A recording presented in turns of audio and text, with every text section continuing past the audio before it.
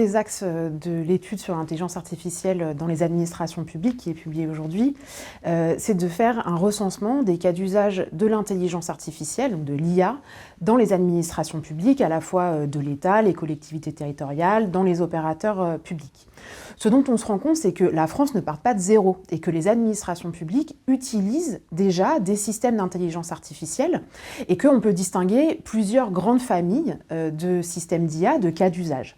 Une des premières grandes familles, c'est l'automatisation de tâches répétitives ou fastidieuses. Par exemple, le classement des mails ou la pseudonymisation des décisions juridictionnelles. Avant qu'elles soient mises en ligne, en open data, il faut cacher un certain nombre d'informations personnelles. Et donc ça, ce sont des systèmes d'IA qui sont utilisés pour le faire. Deuxième grande famille, c'est l'amélioration de la relation à l'usager.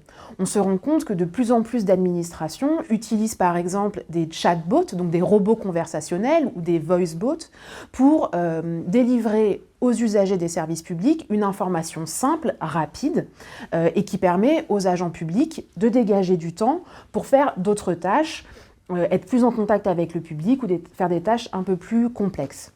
Et puis on a aussi toute une famille de cas d'usage d'aide à la décision.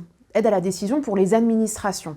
Et on se rend compte que de nombreux cas d'usage font écho à l'actualité estivale. Par exemple, nous avons des systèmes d'intelligence artificielle qui permettent d'anticiper l'évolution du niveau des nappes phréatiques. Nous avons des systèmes qui permettent d'anticiper les sollicitations des services de pompiers dans certains départements.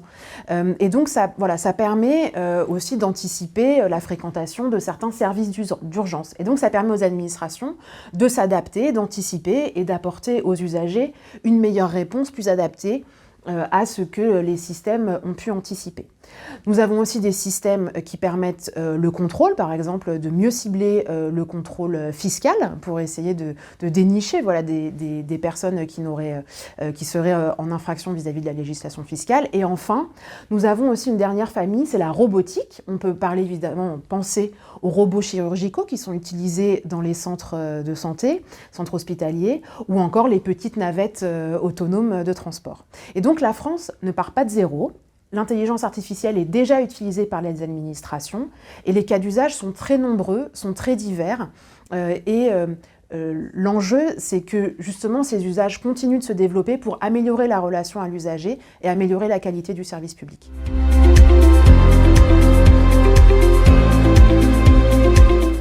On voit qu'il y a quand même beaucoup de collectivités territoriales qui développent des cas d'usage de l'IA en lien avec leur mission. Un exemple qui me vient, c'est par exemple Nantes, qui a développé un système qui permet d'anticiper le nombre de repas dans les cantines scolaires. Et donc ça permet d'ajuster par exemple les commandes de denrées alimentaires pour éviter le gaspillage. L'enjeu, c'est de pouvoir mutualiser ces briques logicielles d'intelligence artificielle pour que d'autres collectivités ou d'autres administrations publiques puissent en bénéficier et que les cas d'usage qui ont fait leurs preuves puissent être passés à l'échelle.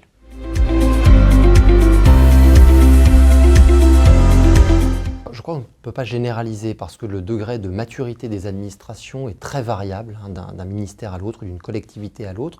Les moyens aussi sont très différents et donc on ne peut pas dire que les administrations françaises sont prêtes de manière générale.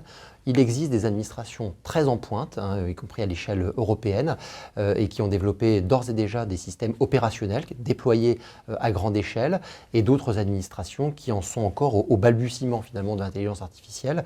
Moi, je crois que les administrations, elles ont les moyens et les ressources pour le faire, potentiellement.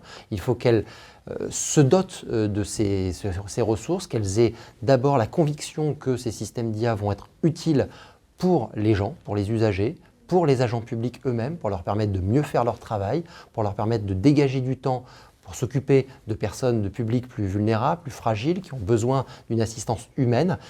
Et donc il faut, une des priorités pour elles, c'est à la fois se familiariser avec ce que permet de faire l'IA, ce qu'elle ne permet pas de faire l'IA, c'est très important de savoir quelles sont les potentialités, et par ailleurs de développer un patrimoine de données qui soit suffisant pour pouvoir entraîner les modèles d'intelligence artificielle. Et je dirais que s'il fallait commencer techniquement par quelque chose, c'est par là. Il faut d'abord avoir des données en quantité et des données de qualité.